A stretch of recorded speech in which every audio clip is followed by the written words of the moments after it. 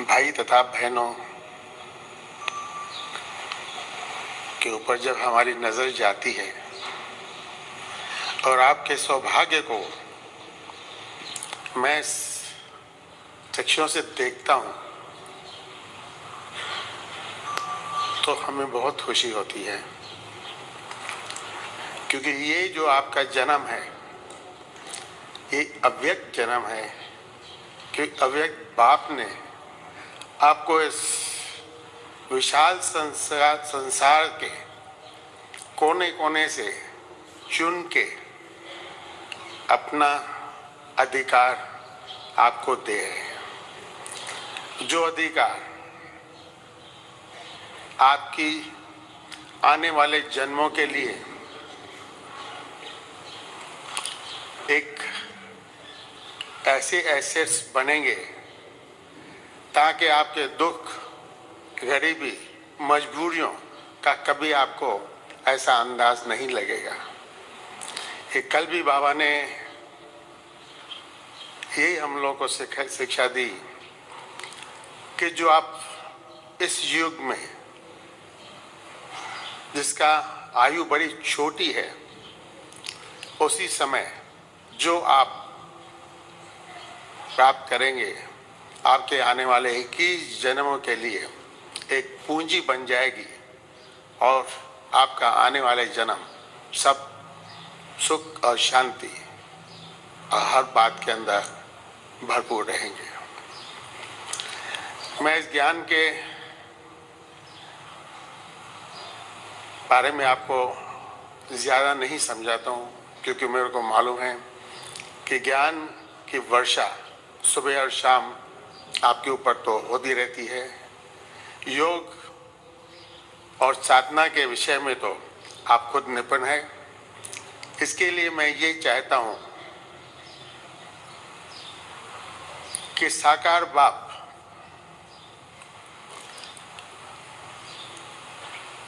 ये ड्रामानुसार आपने साकार रूप ने नहीं देखा है, और हम बच्चों ने जो शिक्षा पाई शुरू से लेकर और बाप की जीवन का, जिसके गोद में मेरा जन्म हुआ, उसके विषय में आपको सब कुछ बता दूं। क्योंकि जब आप कहते हैं कि बाप, तो बाप का आपको हर बात का पूरा ज्ञान होना चाहिए।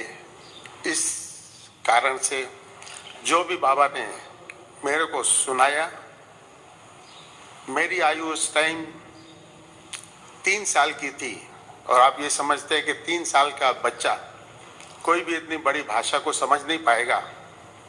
लेकिन जैसे आयु बढ़ती गई तो बाबा ने जब यथार्थ देखा कि नहीं, इसकी बुद्धि इतनी विशाल है कि जो अपने जीवन की जितनी भी अनुभव है, यहाँ जो झलक है, इन बच्चे को बता दे, ताकि क्योंकि बाबा तो जाननहार थे, आद मध्य अंत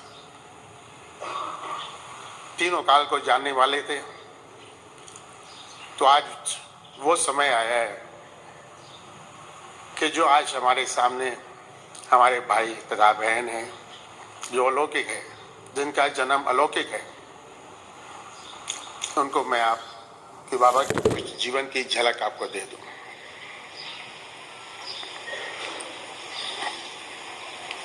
मैं अपनी आयु की 3 साल से लेके आगे बढ़ता हूं। मेरा जन्म 26 में हुआ था, तारीख 10/10/26। बाबा, पहले तो मैं आपका जो एक बात के ऊपर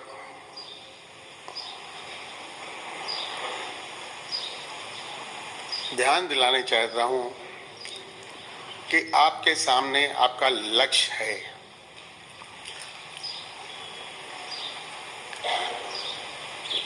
क्योंकि जिस महान आदि पुरुष के विषय में हम कुछ आपको बताने चाहते हैं, तो पहले हम आपको ये बात सावधान करते हैं कि वही आत्मा आज हम लोग का लक्ष्य बन चुका है। बाबा के हर बच्चे ने और बाबा ने स्वयं बाबा ने ये उम्मीद जरूर रखी होगी और आपने अपने प्यारे बाबा से ये वायदा जरूर किया होगा कि हम बाप समान बनेंगे। बाप समान बनना लक्ष्य होता है। तो आज अव्यक्त रूप में हम देखते हैं कि हम लोग के सामने ये लक्ष्य है और हम लोग ने जो वायदे किए हैं बाप समान बनने का, तो वो लक्ष्य सामने रख के इसके लिए हम आपको एक विनती करते हैं कि लक्ष्य मत छोड़ना, क्योंकि बाबा के एक साधारण व्यक्ति से हम आपको लेके जाते हैं बाबा के जो आज की जो एंजेलिक फॉर्म में है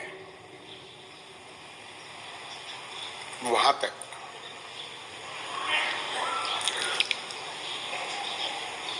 आज से जब मेरा जन्म हुआ, चलो हम वहां से शुरू करते हैं। तो बाप एक साधारण व्यक्ति थी, व्यवहारिक था। बाबा के परिवार के अंदर हम 5 बच्चे थे।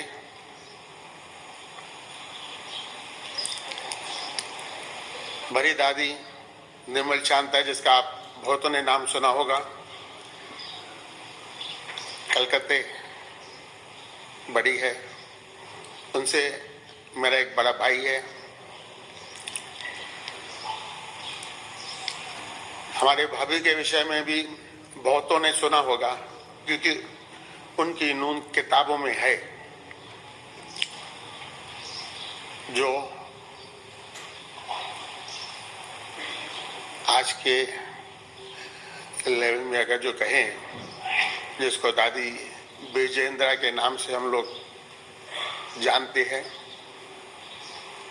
बड़े भाई की युगल थी। बड़ा भाई परिवार के अंदर बड़े में बड़ा था।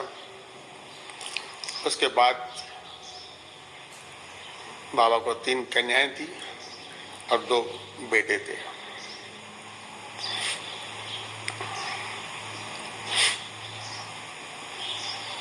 बड़ा भाई तो वैसे अपने कारोबार में अलग ही था, लेकिन मेरे आपको ये सब बताने का अर्थ यही है कि आज से जब हम 3 साल के थे, तब एक साधारण व्यक्ति दिखाई में आती थी, लेकिन लक्ष्य के हिसाब से आप जानते हैं कि वो साधारण व्यक्ति कौन थी। ये कहीं हमारे ये कुछ आपको बहुत सी बातें बताने में कभी आपको संकल्प नहीं आए कि एक ऐसा हो सकता है या नहीं हो सकता है वगैरह वगैरह। इसके लिए फिर भी मैं ये थोड़ा सावधानी से आपको ये कहने चाहता हूँ कि लक्ष्य पकड़े रखना। मैंने जब जन्म लिया तो मेरे हिसाब से मैंने बड़े धनवान के घर में जन्म लिया।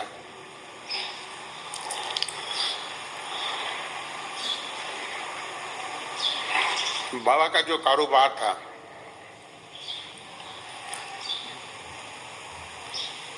वो एक बड़ा अनोखा और विचित्र था। जो बाबा का जो भी लेन देन होता था वो बहुत करके रॉयल्टी से होता था। उसमें मुख्य प्रांत मतलब मुख्य जो सावनीति है, नेपाल, जयपुर, उदयपुर, ऐसी ऐसी रियासतों से बाबा का लेन देन होता था। बाबा अपने क्षेत्र में एक रॉयल ज्वेलर की हैसियत में माना जाता था और बहुत करके उनका मिलन जुलन उठना बैठना ज़्यादा करके रॉयल्टीज़ में होता था।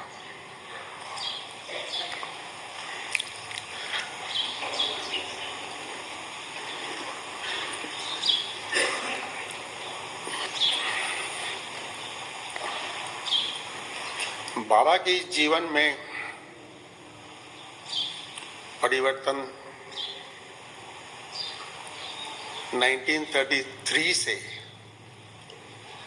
इमर्ज हुआ था और उसके अंदर जो एक किस्म का हम लोग कहते हैं कि इंस्पायरेशन वो माता जी का था और वो हमेशा बाबा को यही कहती थी कि अभी धन की और संपत्ति की कोई कमी नहीं है, तो आप भक्ति भावना में अपना समय ज़्यादा दो, अब छोड़ दो इस व्यवहार को। हम लोग के घर में अपना मंदिर था, बाबा स्वयं अपना ही पुजारी था। आप जानते हो कि संसार का, आने वाले संसार का, गोल्डन एज का जो मुख्य आधिपति है वो स्वयं बाबा ही है। जिस नाम से, जिस रूप से बाबा इस अंतिम जन्म में उसी की पूजा करते थे, वही उनका इष्ट देव था, श्री नारायण। माता जी शिव जी की भक्ति, समाधि में बैठती थी 2-2 घंटे, उनको पूरा ध्यान नहीं रहता था। और छोटी बहन उससे, मतलब वो हमारे से बड़ी है, वो कृष्ण की पुजारन थी। बाबा तो उनको कहता था कि नहीं, तुम तो साक्षात मीरा का ही रूप लगती हो। परिवार के अंदर भक्ति भावना बहुत थी और जो संस्कार थे बड़े शुद्ध थे और बड़े अच्छे ऊंचे भी थे। इस छोटी आयु के अंदर जब बाबा के अंदर ये परिवर्तन हुआ, बाबा ने बहुत से गुरु किए, लेकिन कहीं कोई भी गुरु में बाबा ने संपूर्णता का अनुभव नहीं किया। आज एक गुरु, 4 साल के बाद दूसरा गुरु, लेकिन ऐसे ही बाबा अपने को यूं समझते थे कि नहीं, मैं कुछ चाहता हूं लेकिन मैं उसको पा नहीं सकता हूं। और फिर मैं आपको ये एक बात बताता हूं कि इस छोटी आयु में इस बातों को मैं कोई समझा नहीं। मैं एक अबोझ बालक था,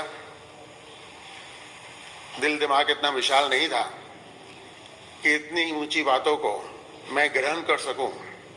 लेकिन जो इस समय मैं आपको बता रहा हूं, ये अपने प्यारे बाप के कमल मुख से पाई हुई शिक्षा है। जीवन का अनुभव अपने बच्चे को देना बाबा ने अपना कुछ नियम समझा या फर्ज समझे, जो मेरे को अपने जीवन का हर हिस्से के अंदर बाबा ने अपने जीवन का पूरा अनुभव बता दिया। और जिस अनुभव के आधार पे आज आपको अपने बाप की तो जीवन की झलक उसका आपको अनुभव कराता हूँ। 34 में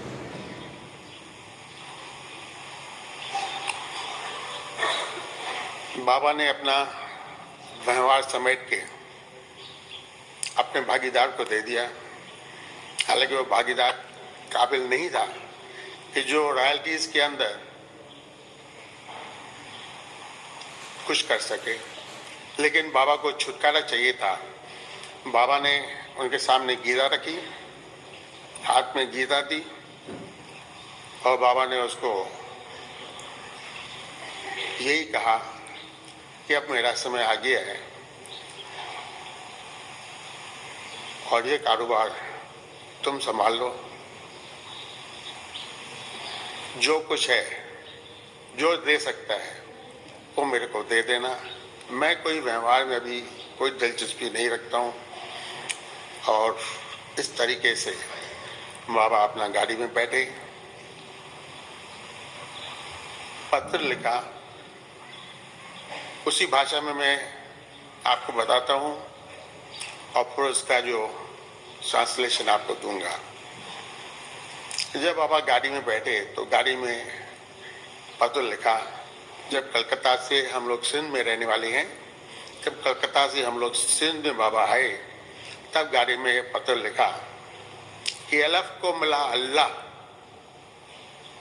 और बे के मिली बादशाही, आई तार अलफ के जो डेल में रही। अर्थ ये है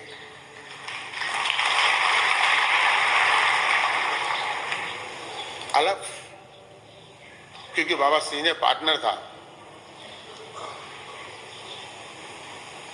और बे जिसको बादशाही मिला।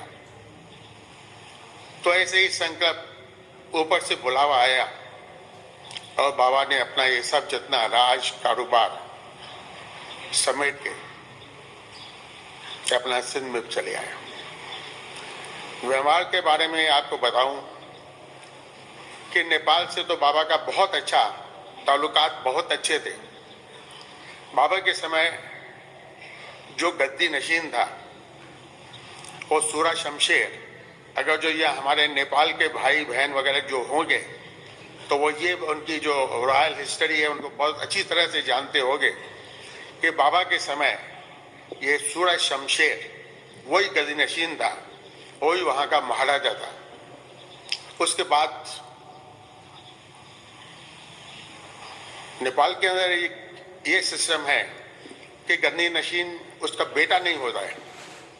गद्दी नशीन जो महाराजा या गुजर जाता है या गद्दी छोड़ता है उसका भाई गद्दी नशीन होता है।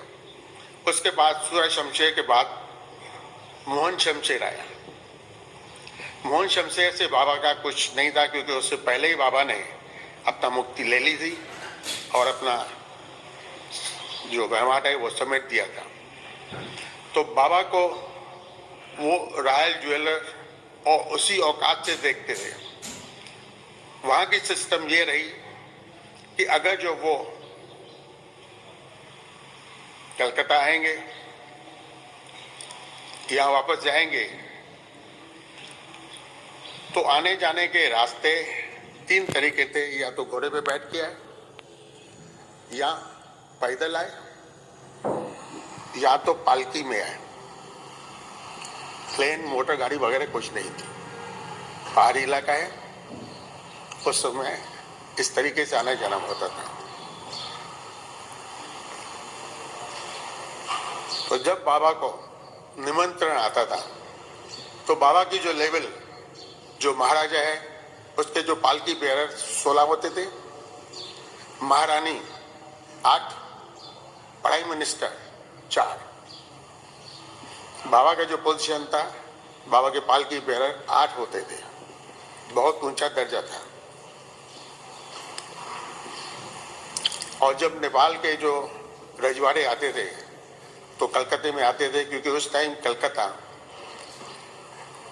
ब्रिटिश रूल के अंदर वो राजगद्दी थी। दिल्ली बाद में बना है। तो हर साल बहुत करके उनका आना होता था और वो उनकी जो एज ए रॉयल गेस्ट ये सब जिम्मेदारी बाबा की होती थी। तो यूँ ही समझो कि राजाओं के अंदर बाबा का लेन देन जीवन का जो मुख्य हिस्सा है व्यवहार का, वो इस तरीके से गुजरा है।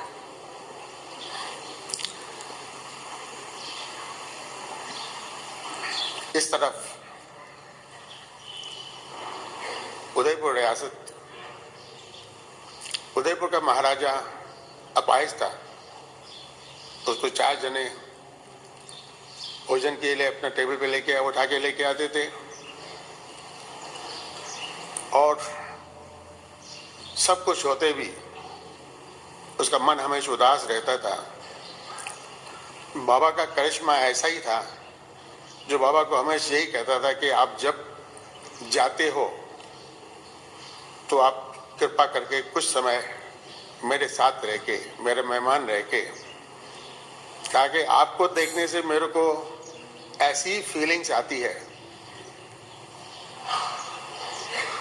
कि जो मेरे ऊपर ये शारीरिक बोझ है, सब कुछ होते भी, धन संपत्ति रियासत वगैरह सब होते भी, मैं समझता हूँ संसार के अंदर हमारे जैसा दुखी व्यक्ति कोई होगी नहीं।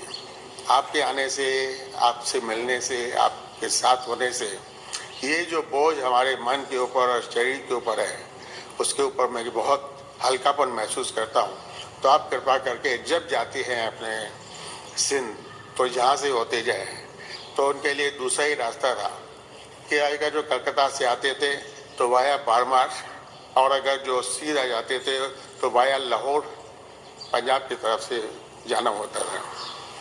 तो ऐसे ही बाबा का जो जीवन इस राजाओं और रजवाड़ों के और रियासतों के बीच में ही पला है, क्योंकि बाबा के जो विचारधारा भी थी एक साधारण नहीं थी। जिसको हम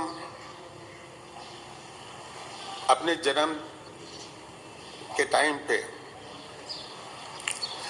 एक साधारण व्यक्ति समझते हैं, इस सर्वश्रेष्ठ आत्मा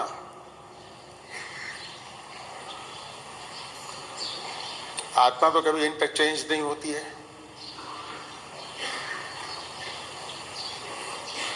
कैसे ये लंबी यात्रा करते, कर्मों का हिसाब, लेन देन, अपने अंतिम जन्म में जो वास्तव में जो उसका रूप था, जो वास्तव में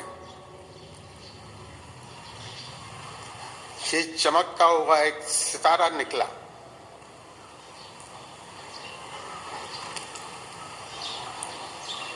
जिसके आधार पे हम लोग सब बच्चों को नया जीवन मिला, एक सुखमय जीवन मिला। तो हमारे आने वाले जन्मों के लिए, हम लोग के लिए एक सुखमय जीवन का पूंजी जो अनेक जन्म लेते भी साथ में रहती है, ऐसे ही विधाता बने। किस मुख से उनके शुक्र अदा करें।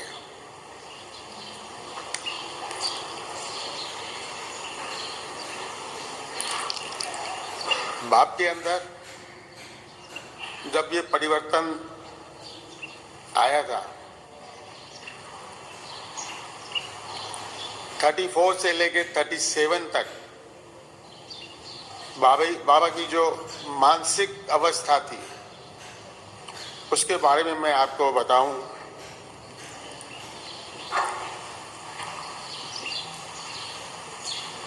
कि बड़ी एक सही शब्द है या सही नहीं है, लेकिन बाबा ये कहते थे कि कब पकड़ में आती है, कब हाथ से छूट जाती है। मेरे को तो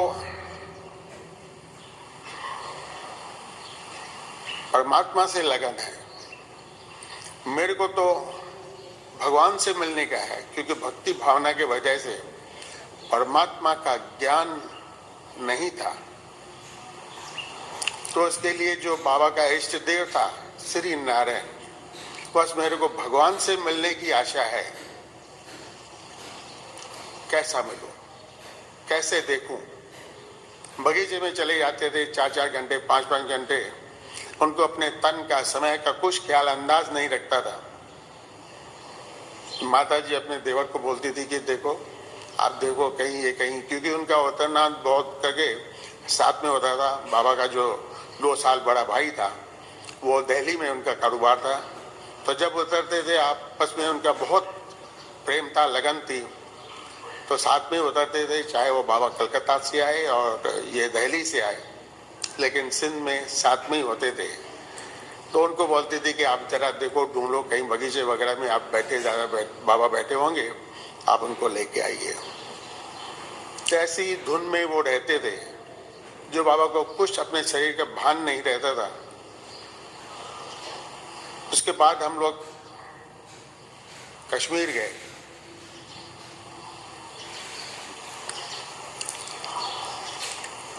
बाबा का जो संस्कार दिन की जीवन का मुख्य हिस्सा तो राजाओं के साथ में उठना बैठना हुआ।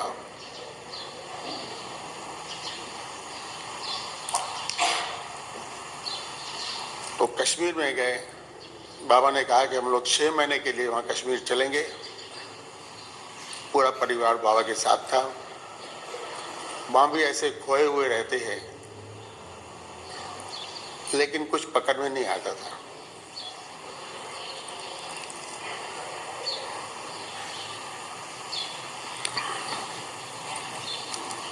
जब सिंध में आए वापस हैदराबाद में, तो बाबा का जो मकान था उसका नाम था जसोदा निवास।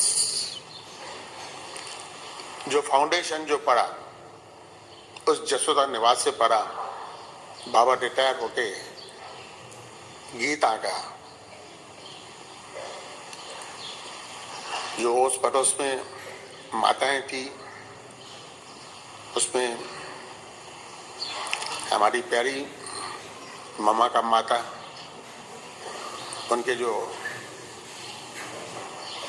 नजदीकी रिश्तेदार वो घर में आते थे। बाबा उनके साथ बैठ के गीता का सही अर्थ उनको समझाते थे। बाबा को वहां साक्षात्कार हुआ।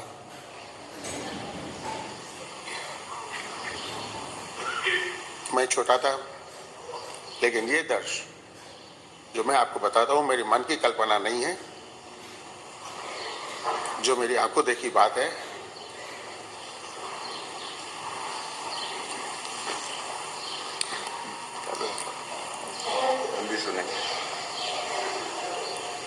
तो मैंने देखा, मैं आंगन में खेल रहा था, बाबा ऐसे ही लेट गए और हंसते हंसते बाबा ने कहा, अरे जिसकी तलाश थी, अरे भाई जिसकी तलाश थी वो भगवान मेरे को मिल गया। बाबा को कुछ समझ नहीं रहा। महिलाएं बहुत बैठी थी। मैं थोड़ा घबराया हुआ था, लेकिन मैं पूरा समझा नहीं क्योंकि आयु बहुत छोटी थी। उसके बाद बाबा के अंदर काफी हमने परिवर्तन देखा।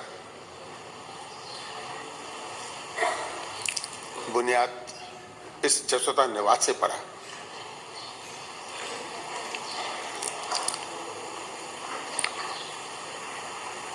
बाबा का प्रोग्राम जीवन का ये भी था कि हर साल जो हम लोग की हमारी जो आमदनी है, मैं एक मकान बना सकता हूं, और जो जिनकी आर्थिक स्थिति कमजोर है उनको हम बहुत कम भाड़े पे मकान देंगे ताकि वो परिवार सुखी रहे। बाबा की जितनी भी भावनाएं रहती थी, क्योंकि बाबा तो आप जानते हैं कि लक्ष्य हम लोग के सामने है। बाबा क्या था वो तो आप जानते हैं। तो वही जन्म था। आपके संस्कारों को आप अंदाज लगा सकते हो कितने ऊंचे रहे थे। तो जब दूसरा मकान बना तब बाबा को प्रेरणा है कि नहीं, अभी मेरे को भगवान मिल गया है, अब ये प्रचार शुरू करने का। तब दूसरा मकान जो ओम निवास के नाम से बना, हम लोग साथ में, जो आज हम लोग की जो आदरणीय दादी जी हैं, हम लोग साथ में एक ही जगह पे एक ही बाप के शिक्षा लेके बाबा का प्यार इसका अनुभव करके आज वहां से शुरू हुआ था। बाद में वहां काफी आंदोलन हुआ। आपके लिए तो बहुत साधारण हुआ कि आपको अव्यक्त बाप अपना अधिकार देने के लिए यहाँ तक लेके आया, लेकिन उस समय हम लोग के बहुत आंदोलन से हमारी बहुत सी बहनें, उनको पास होना पड़ा, फिर उन्होंने पतियों को छोड़ा, फिर उन्होंने बच्चों को छोड़ा। उसके वजह से हम लोग की जो कम्युनिटी थी, उन्होंने काफ़ी आंदोलन किया। तो बाबा को प्रेरणा हुई कि नहीं, अब छोड़ो, कराची चले जाओ। बाबा ने अपना संपूर्ण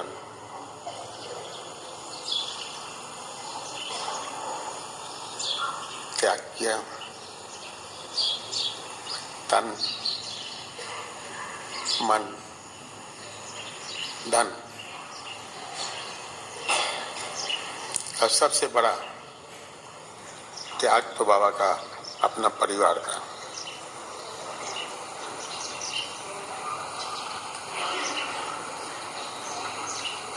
बाबा के परिवार ने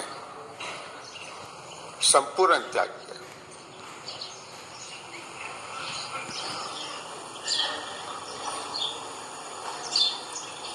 मैंने आपको बताया कि बाबा का जो व्यवहार का सिलसिला था वो बड़ा रॉयल और रॉयल्टी के अंदर था। बराबरी के अंदर आपको मैं ये बताऊं,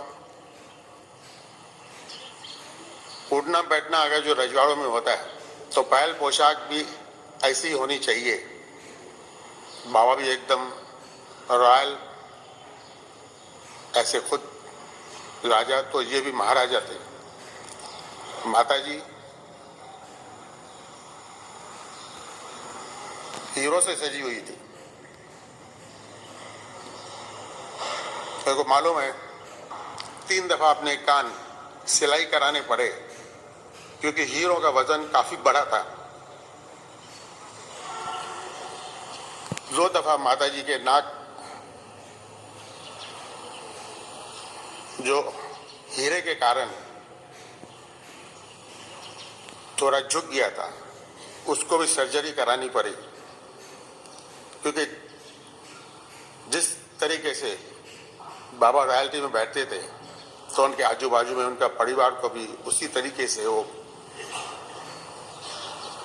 पेश करना पड़ता था। तो सब जो भी है माता जी का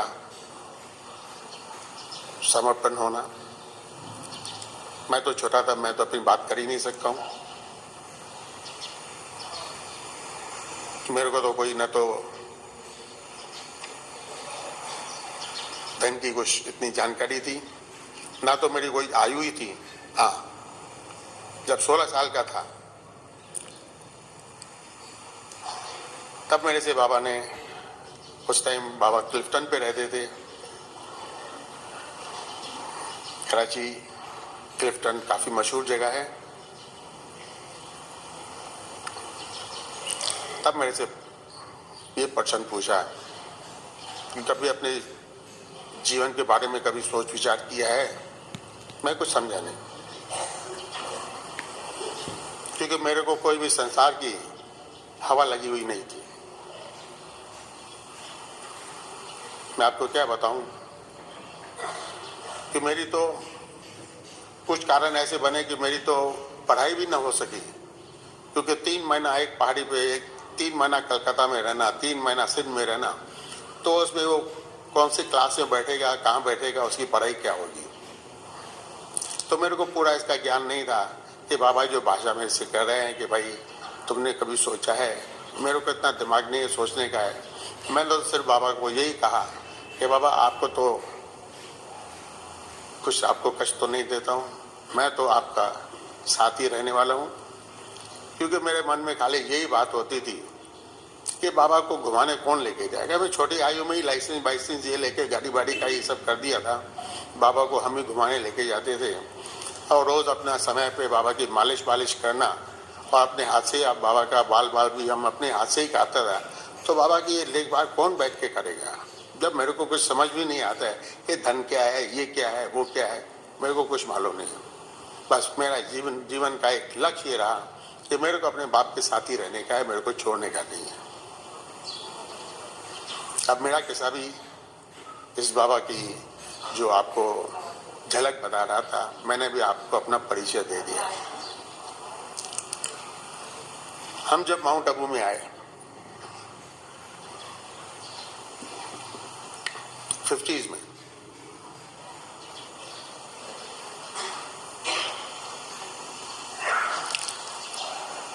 तब मेरा मन थोड़ा शांत रहा। कारण आपको मैं खुला बताऊं, मेरे को संकल्प भी आया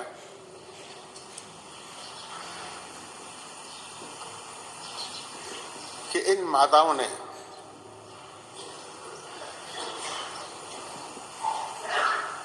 जो अपने जीवन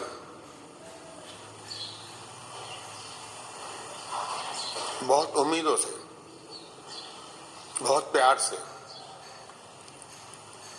अपना घर बार छोड़ के, अमीर घर की है, साधारण घर की नहीं थी, बहुत अमीर घर की है,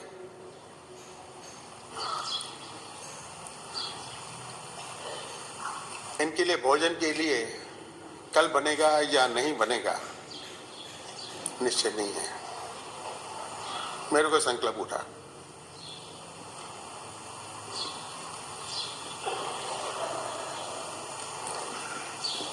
मेरा अपने ऊपर ध्यान नहीं गया कि मेरे को अनुभव क्या है, मेरे को तजुर्बा क्या है। मैं इनोसेंट, संसार की कोई हवा लगी नहीं है। मैं क्या जाके सोचता हूँ, क्या जाके करूँगा, लेकिन ये उत्साह है, मन का उत्साह है। तो मैं आज 23 साल का हुआ हूँ और यहाँ माउंट आबू में जंगल में खाली फिरता रहता हूँ। तो अगर जो मैं कुछ सर्विस करूँ, काम करूँ या कुछ निर्णय कुछ भी नहीं था, संकल्प आया। डरते डरते, क्योंकि मैंने कभी भी, अगर जो आप मेरे से पूछो बाबा के शरीर के ऊपर तिल कितने हैं, कहाँ पे है, मैं आपको खुला बता सकता हूँ। अगर जो आप मेरे से ये पूछो तो बाबा के आंख के तारे का कलर क्या है, मेरे को मालूम नहीं है। आज दिन तक मेरे को मालूम नहीं है, क्योंकि हमने कभी भी ये अवज्ञा नहीं की कि बाबा को आंख से आंख मिला के हमने बाबा को देखा हो, ये नहीं मालूम। बहुत भय से बाबा से अपना मन की बात कही, बाबा ने मुस्कुराया। कर्म का हिसाब तो चुकाना ही है। कोई ना कोई मन की गति ऐसी है क्योंकि कारण बन जाती है, ताकि कर्म का हिसाब चुकाना ही पड़ता है।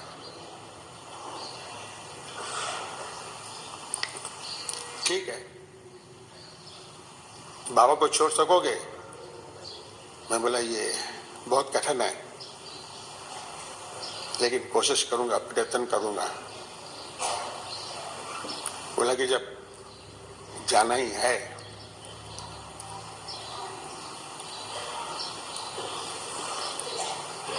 तो कोई भी ऐसा कार्य नहीं करना जिसके अंदर तुम्हारी प्रगति हो और दूसरे की हानि हो। नहीं, किसी से मदद नहीं लेने का।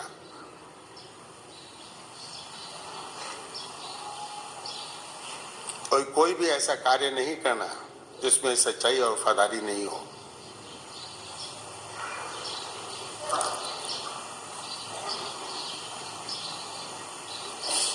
मैंने बाबा को वचन दिया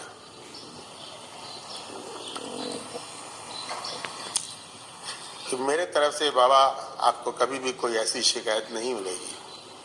हम जो कार्य करेगा अपनी उन्नति और दूसरे की उन्नति का बराबर मेल जोल करके बाद में ही करूँगा। बोलना तो बहुत आसान है, लेकिन सफलता बहुत मुश्किल होती है। लेकिन बड़े गौरव से ये कहता हूँ कि उस समय बाबा ने मेरे को हर कार्य के अंदर सफलता का वरदान जो दिया। कई तूफान आए, वचन भंग भी नहीं होने का, किसी से मदद भी नहीं लेने की।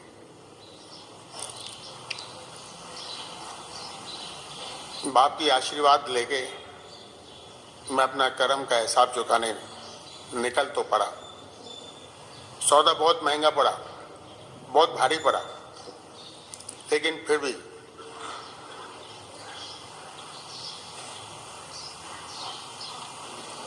बाबा की साया के नीचे रहने वालों को किसी बात का डर नहीं होता है, कोई भय नहीं होता है।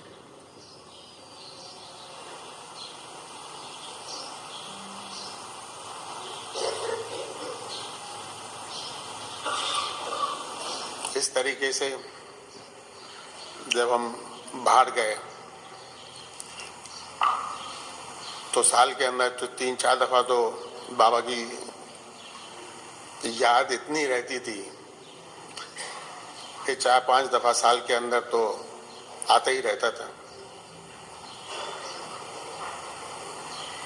कोई अपना नियम जब आता था तो अपना नियम, बाप की सेवा करना, बाप को संभालना, एक छोटा परिवार बना।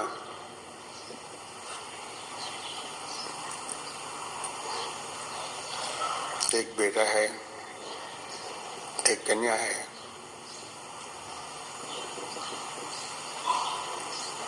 लेकिन